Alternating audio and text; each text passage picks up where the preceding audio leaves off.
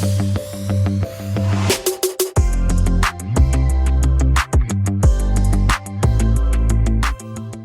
Colliders! We're so glad that you could join with us once again this week. This is awesome. We're really sorry that this could not be in person like we'd really like it to be, a large group gathering, but I don't even know what to say about the times that we're in right now. What we do know is that we're in the middle of our Look Around series. Last week we had Pete and Mary on here as we looked around and looked at ways we could serve and share our faith with our families and our friends. Now we're looking just a little bit larger of a group than that. This week we have our very own Zach and Rachel Hamilton. Woo woo! Big shout out to them on here as we look how we can serve and share our faith with our neighborhood and our community. So we're going to get to that, but right before that, we want to be able to have some announcements, so I'll see you right after those.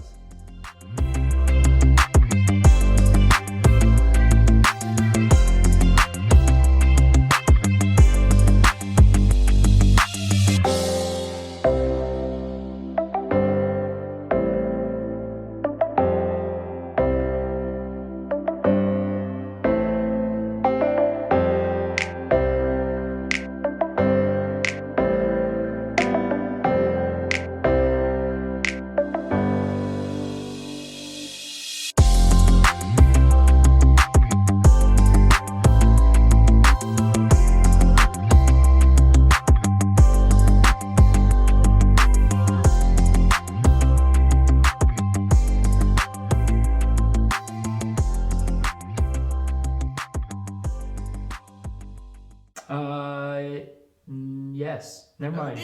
I'll have to redo that. Hello, Colliders. Hey, so it's great seeing you and having you with us this week. But we got Zach and Rachel here. This is really weird probably for some of you because Rachel and I are both in the room with you. Maybe if we're meeting in person with COVID stuff. So don't know how that's going. But we just got done reading this passage. Maybe you, in your small group, you got done talking about this passage. And I guess I just wanted you guys to be able to share what are some of your thoughts with this passage, especially as it relates to sharing your faith with our neighbor, as the question went to Jesus in this passage. I don't know. Something that just jumped out in this passage to me was just that the Samaritan had compassion on the man and that he did something. He acted on seeing someone suffering, no matter who the person was. And I know that something that has helped me with sharing just about God and about Jesus or the gospel is just remembering that compassion, like that there are so many people that need to hear about Jesus and that just need to see love. And so that's really helped, just having those reminders of just God's compassion for us, and he has that for everybody. And so if I can be someone to share that, just that idea of having compassion on people has really helped to share something about God or to share my faith, with those around me. If you have some thoughts, I'd love to hear them. So for me, when I look at this, when I think about the Samaritan in comparison to the Levite, to the priest, I just think through what God originally created us to be and to do. And for me, this goes all the way back to creation, and that we were created to be representatives of God's here on earth. And that means that we're called to represent God in how we love people and care for the world. And ever since sin has come into the world, that brings division, it brings discord, it brings separation and isolation. And the impact of sin is that we are constantly looking to segregate and isolate ourselves from other people. We create barriers. And for the Jews, even though God had called them specifically to be a light to the nations, to be a priesthood of people that together collectively brought the glory of God to the world as people came and he mediated his presence through them, they over time created these barriers and isolated themselves off. And they had lost sight of what God had called them to be and to do. And so this priest and this Levite, they passed by on the road, and and there's this person he's hurt and he's bleeding and in need, and for them, they had, as priests and Levite, they're so focused on this responsibility they have as priests and Levite to stay clean and pure. They don't want to become unclean by touching blood and all those things, and so they've allowed that to, in a sense, play a trump card over God, who says, "I desire mercy and obedience," right? So they've allowed that now to play a trump card over even the greatest objective that God has for them, which is to love, be an expression of God's love to the world, and especially to each other. And so they allow that barrier then to keep them from pressing towards this person who needs help. And this Samaritan comes by, though, and it's just that massive contrast of, even though Samaritans and Jews, supposedly, at that time, they were like enemies. They hated each other, hated each other's guts. Mm-hmm. Jesus paints this picture of someone who was able to get past that barrier, right? Mm-hmm. That the greatest expression of love is being able to get past those barriers, to not let barriers keep us from loving people, because really for us, that's antithetical to the gospel. That we have this barrier of sin between us and God that separates us. And the gospel says that God broke through that barrier, right, to come to us. That was a gospel acronym. S, sin separates us from God. Yeah. You're hitting it great on. And so it's so reflective of what God wants us to be and do. Is, in a sense, we're barrier breakers. We don't let those things get in the way of going to people, because God doesn't. And if we want to reflect God's love, we push through the barriers and we get them out of the way. And that's what the Samaritan did. And that's what made him this good neighbor. And so really what Jesus does is he flips it. He says, it's not about figuring out who is my neighbor, because that's really just trying to divert it and try to get out of loving certain groups of people, right? Who's my neighbor? Who do I focus on? And Jesus opens it up and he says, that's the wrong question. The question isn't who's your neighbor. The question isn't about trying to get out of loving certain groups of people. The question is, how can you be a good neighbor to other people every time the opportunity presents itself? And so, to me, what it comes down to is just that we don't let things get in the way of us loving people. You almost, when you mention Samaritan, you almost imagine everybody that's listening to Jesus tell the story, the air just goes out of the room. What, like the Samaritan? Like this guy, they all expected the Samaritan, when he mentions the Samaritan, to come by and kick him again, and be like, good riddance, kick you, and then keep on walking, But anyways, I think that's extraordinary, because Jesus, I think in this, he's trying to push us outside of our comfort zones. That your neighbor, I want you to include everybody in that, and that especially means all the people you're uncomfortable with loving. So how can in this series, we're talking a lot about like sharing our faith. How can serving, and you guys have a lot of, you guys do this really well, I think, and again, not perfectly to your point that you just said, but how can serving your neighbors, and that means especially people that maybe you're uncomfortable with serving, but serving people lead to sharing your faith?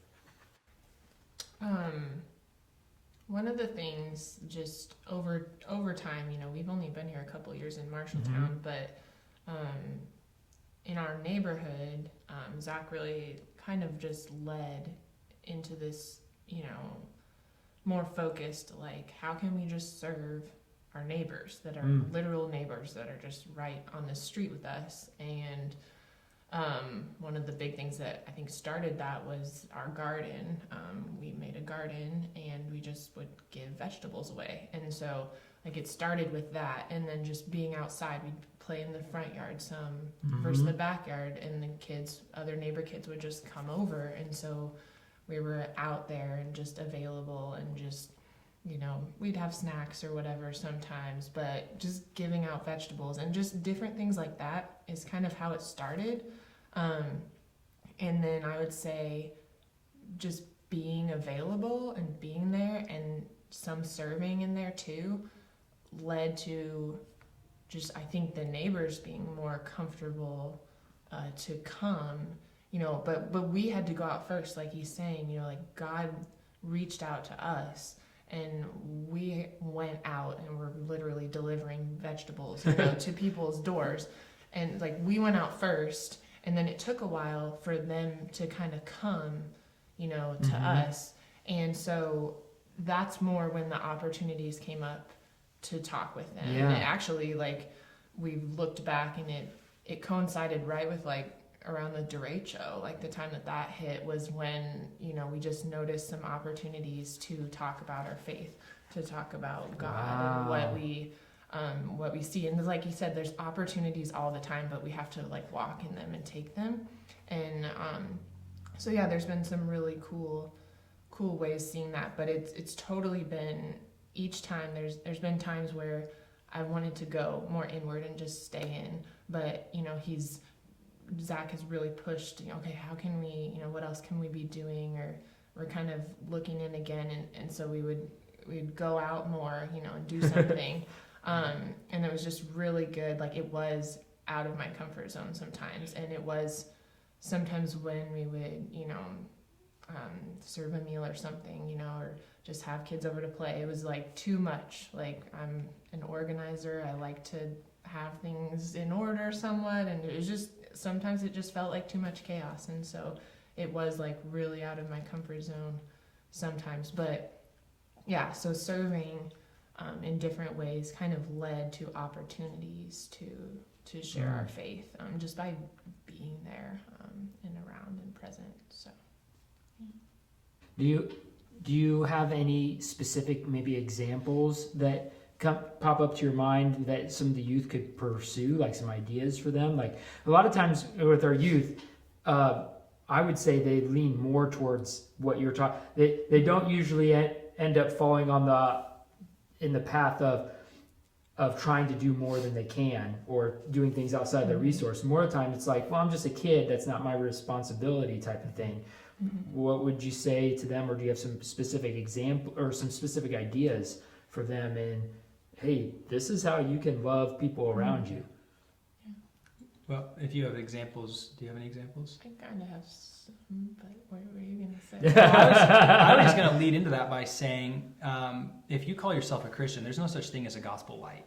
Yeah. Like, it's not like you get diet Christian, right? Right. Like, it's either full Christian or it's not. Right. And if it's full Christian or it's not, then we're given the same instructions. We have the same Bible. And so you might have to adjust that for appropriateness based on age, but we're all called to the same things. Yeah. And so I would say don't let that be an excuse for not doing something.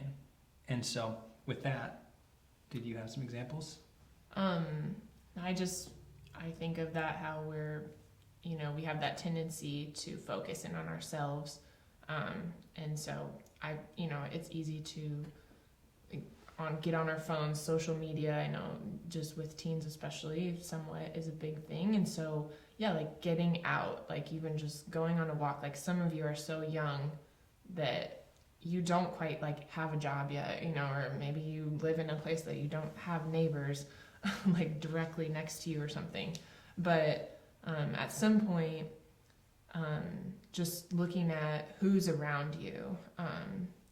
And, you know, for us, it's like our literal neighbors somewhat, but also if you have a job, just who is around you in that job. If you go to school, a public school, which now the schools are going to remote learning, but who's right around you in your class? Looking around and just seeing who's right around you. And you have to, be out doing things to see the people around you. That's just kind of just noticing and just, slowing down and taking yourself off of your focus off of you and looking to who's around you. And that will, like, if you're doing that and you're loving God at the same time, you're gonna see opportunities to love people. It's gonna be pretty clear, I think. Yeah.